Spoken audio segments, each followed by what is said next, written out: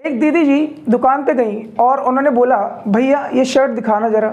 दुकानदार ने उनको शर्ट दिखाई। उन्होंने बोला कि भैया इसका कॉस्ट क्या है ना। सो दीदी जी यहाँ पे क्या कर रही थी, गलत बोल रही थी।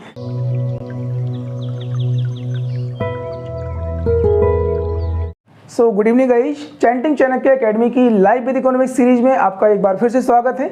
आज जो टॉपिक हम डिस्कस करने वाले हैं उसका नाम है some basic concepts of macroeconomics. In our last video, we have already discussed the concept of investment. What is gross investment? What is net investment? अभी हम आज फिर से एक बार इसको थोड़ा सा रिपीट करते हैं कि अगर हमारे पास ग्रॉस इन्वेस्टमेंट है या कोई भी ग्रॉस कॉन्सेप्ट है उसको हमको कन्वर्ट करना है नेट में, then how will we convert it. Let's start, let's learn. देखो, ऊपर हमारा दिया गया है कि ग्रॉस इन्वेस्टमेंट, नीचे दिया गया है कि नेट इन्वेस्टमेंट। तो आपको ये फॉर्मूला रट्टा मारने की जरूरत नहीं है, ठीक है। मैं आपको एक ट्रिक देता हूं जिससे आपको क्या हो जाएंगी, चीज़ें आसान हो जाएंगी। Gross is a bigger concept. Gross क्या होता है, बड़ा कॉन्सेप्ट होता है। ग्रॉस सैलरी, ग्रॉस प्रॉफिट, है ना, ये सारी चीज़ें। और नेट क्या होता है, एक छोटा कॉन्सेप्ट होता है। रिफाइन करने के बाद जो आपको बचता है वो क्या होता है, नेट होता है, ठीक है ना। तो अगर किसी बड़े कॉन्सेप्ट को हमें छोटा बनाना है तो हमें क्या करना होता है, उसमें से कुछ चीज़ें माइनस करनी होती है। सो इसी तरीके से अगर हमें ग्रॉस इन्वेस्टमेंट को हमें क्या करना है, नेट इन्वेस्टमेंट में कन्वर्ट करना है, then we have to deduct और we have to subtract the depreciation, ठीक है। और अगर हमें नेट इन्वेस्टमेंट दिया गया है और इसको हमें ग्रॉस इन्वेस्टमेंट में कन्वर्ट करना है, then we will have to add the same concept of depreciation. Net investment में अगर हमने डेप्रीशिएशन ऐड कर दिया तो हमें ग्रॉस इन्वेस्टमेंट मिल गया, और ग्रॉस इन्वेस्टमेंट में से अगर हमने डेप्रीशिएशन माइनस कर दिया तो हमें क्या मिल गया, नेट इन्वेस्टमेंट मिल गया।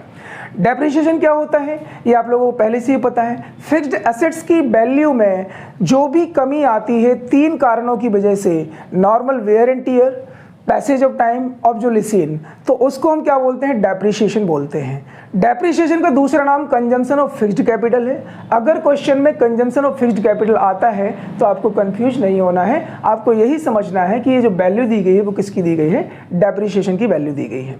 आई होप कि this concept is clear to you. बड़ा कॉन्सेप्ट, छोटा कॉन्सेप्ट, ऊपर बड़े कॉन्सेप्ट दिए गए, नीचे छोटे कॉन्सेप्ट दिए गए हैं। बड़े कॉन्सेप्ट को छोटा बनाना है तो हमें कुछ माइनस करना होगा, छोटे कॉन्सेप्ट को हमें बड़ा बनाना है तो हमें कुछ क्या करना होगा, प्लस करना होगा। सेम चीज माइनस करनी है, सेम चीज प्लस करनी है। Let's come to the next concept, market price and factor cost. एक दीदी जी दुकान पे गई और उन्होंने बोला भैया ये शर्ट दिखाना ज़रा।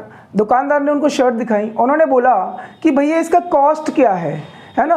सो दीदी जी यहाँ पे क्या कर रही थी, गलत बोल रही थी। The term cost is wrong, ठीक है। जब आप दुकान पे जाते हो तो वहाँ पर आप कॉस्ट नहीं पूछते हो, क्या पूछते हो, प्राइस पूछते हो, क्योंकि कोई भी दुकानदार आपको कॉस्ट नहीं बताएगा। पहली बात तो उसको पता ही नहीं होती कि कॉस्ट क्या होती है, ठीक है ना।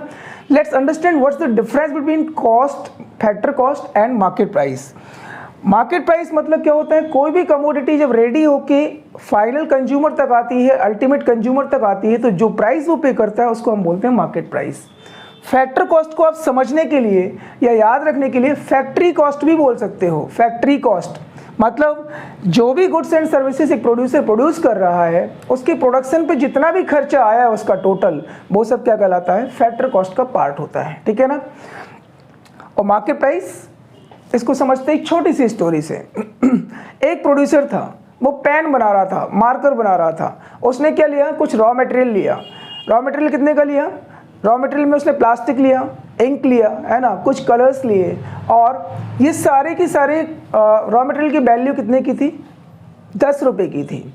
अब उसने पेन बना के रेडी कर दिया, और पेन जब मार्केट में आया तो वो कितने का था, 20 रुपये का था। जैसे ही उसने पेन बनाया और वो मार्केट में बेचने के लिए गया, रास्ते में उसको कौन मिल गई, गवर्नमेंट मिल गई।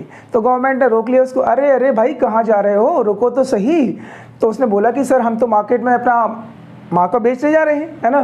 तो उन्होंने बोला देखो हमने आपको इलेक्ट्रिसिटी दी, हमने आपको रोड्स दिए, हमने आपको फाइनेंस सर्विसेज दी, हमने आपको इंश्योरेंस सर्विसेज दी, तो बदले में आप भी तो कुछ दोगे कि नहीं दोगे। तो बोला सरकार बिल्कुल देंगे, आगे भी प्रोडक्शन हमको जारी रखना है।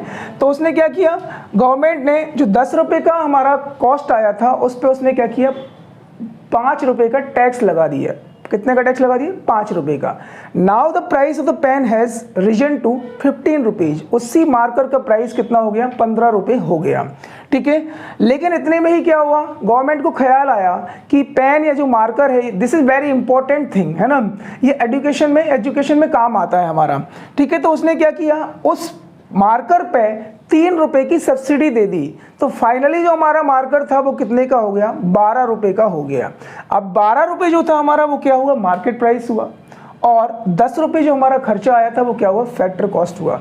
इस स्टोरी से हमको ये समझ में आया क्या कि फैक्टर कॉस्ट मतलब जितना खर्चा हुआ ओरिजिनल, और मार्केट प्राइस में क्या होता है? नेट इनडायरेक्ट टैक्सेस जुड़े हुए होते हैं और सब्सिडीज क्या होती हैं? घटी हुई होती हैं, ठीक है। इस फॉर्मूले से हम समझते हैं net indirect taxes equal to क्या होता है? Indirect taxes minus subsidies. अब इनडायरेक्ट टैक्सेस क्या होते हैं उसको भी हम समझते हैं। Indirect taxes a compulsory charge levied by the government on goods and services. It result in increased prices of goods. Goods and services के ऊपर गवर्नमेंट जो भी एक कंपलसरी चार्ज लगाती है उसको हम क्या बोलते हैं? इनडायरेक्ट टैक्सेस बोलते हैं, ठीक है ना। वो कंपलसरी होता है, वो आपको पे करना ही करना होता है, और ये गुड्स एंड सर्विसेज के ऊपर ही लगाया जाता है। आज के सिनेरियो में अगर हम देखें तो इनडायरेक्ट टैक्स का एग्जांपल क्या है? जीएसटी, ठीक है। तो क्वेश्चन में अगर आपको जीएसटी दिया जाता है तो आपको कंफ्यूज नहीं होना है, this is indirect tax, okay.